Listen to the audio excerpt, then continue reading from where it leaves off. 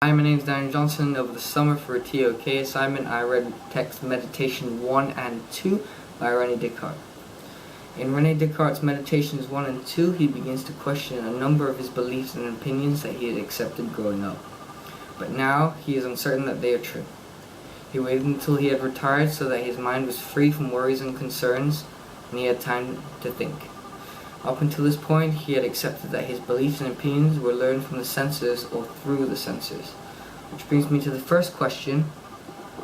What knowledge does the author doubt? Descartes doubts many things in his life, but the main idea of his doubt is that all his beliefs and opinions are uncertain. An example of this is within Meditation 1, when explaining about sleep and dreams.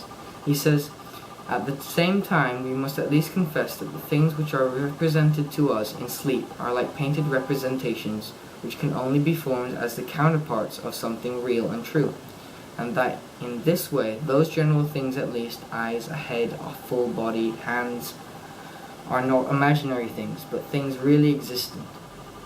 This quote demonstrates his doubt as to whether we are actually awake or dreaming. He also doubts his belief that God is good, or could be evil, or could be deceiving him. The second question, why does he doubt it? He doubts his beliefs and opinions because he has come to the realization that his knowledge may not be correct. And therefore he doubts everything that he's ever learned. Third question, how does the author resolve the doubt? He resolves his doubt by starting again from the foundation of all his uncertain beliefs.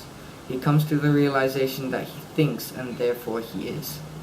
A quote that supports this is, "What a thinking! I find here that thought is an attribute that belongs to me. It alone cannot be separated from me. I am, I exist, that is certain." He also goes back to an earlier belief that we learn from the senses or through the senses. He knows that he perceives certain things through his senses. He sees light, hears noise, and feels heat. His doubts were that these perceptions are false and that he is dreaming them. This doubt is resolved by the following quote, "Let it be so, still it is at least quite certain that it seems to me that I see light, that I hear noise, that I feel heat. That cannot be false.